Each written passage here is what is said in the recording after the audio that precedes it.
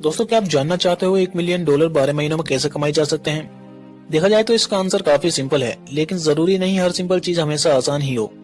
Example के लिए अगर आपको $1 मिलियन कमाने हैं तो इसके लिए कई सारे तरीके हैं। इसको समझने के लिए अगर हम $1 मिलियन को 1 करोड़ से रिप्लेस कर दें, अगर आपको 1 करोड़ कमाने हैं तो आप कई सारी चीजें कर सकते हो।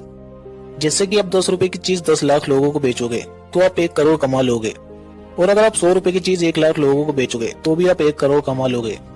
या फिर अगर आप 1000 रुपए की चीज 10,000 लोगों को बेचोगे तो भी आप 1 करोड़ कमा लोगे। ये तो सिर्फ हम एक प्रोडक्ट की बात कर रहे हैं। अगर आप मल्टीपल प्रोडक्ट क्रिएट करते हो, जैसे कि आप 5 अलग अलग प्रोडक्ट क्रिएट करते हो और उन 5 प्रोडक्ट के 25 यूनिट को भी बेचते हो, तो मल्टीपल प्रोडक्ट बेचकर भी आप 1 करोड़ कमा सकते हो।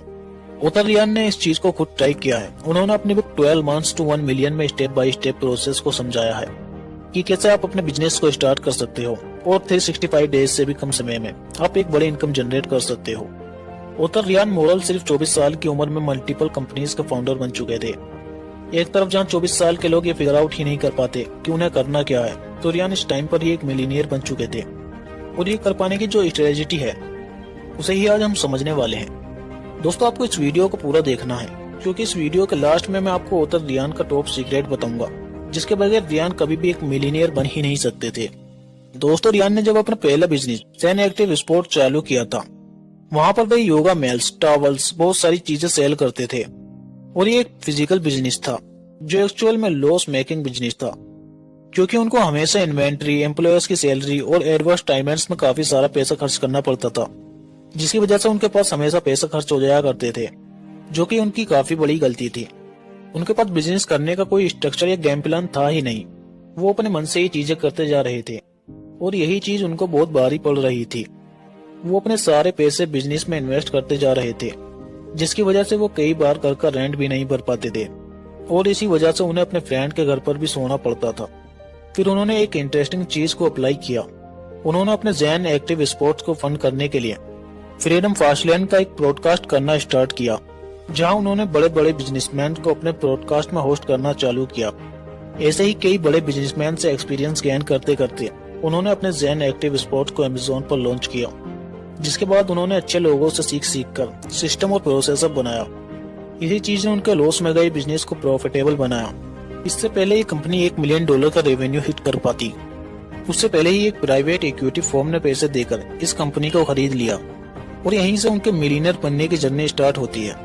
इसके बाद वो एक के बाद एक कंपनी स्टार्ट करते गए और सेल करते गए। दोस्तों, यहाँ देखने वाली बात यह है कि रियान ने ऐसी कौन सी बिजनेस स्ट्रेटेजी सीखी और उसे अप्लाई किया, जिसकी वजह से वो इतने सारे बिजनेस खड़े कर पा रहे थे। ऑथर रियान ने इस बुक को 3 स्टेजेस, जो कि उनके हिसाब से आपको फॉलो करनी चाहिए।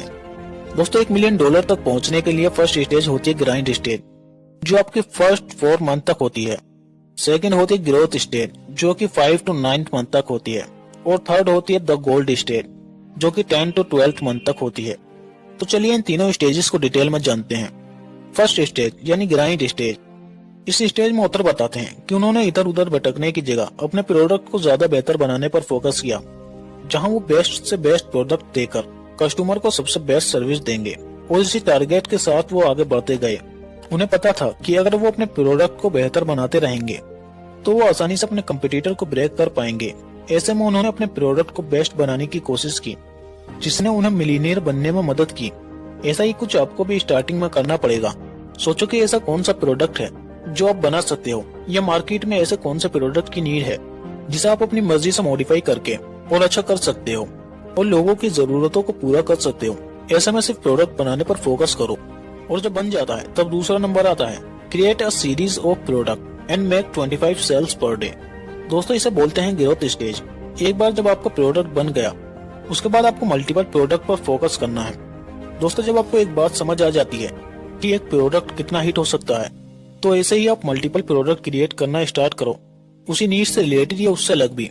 अगर आप मल्टीपल प्रोडक्ट सेल करोगे तो वो सब कंबाइन करके आपको काफी अच्छा रेवेन्यू दे सकते हैं। और फिर आता है लास्ट स्टेज, जिसे कहते हैं द गोल्ड स्टेज।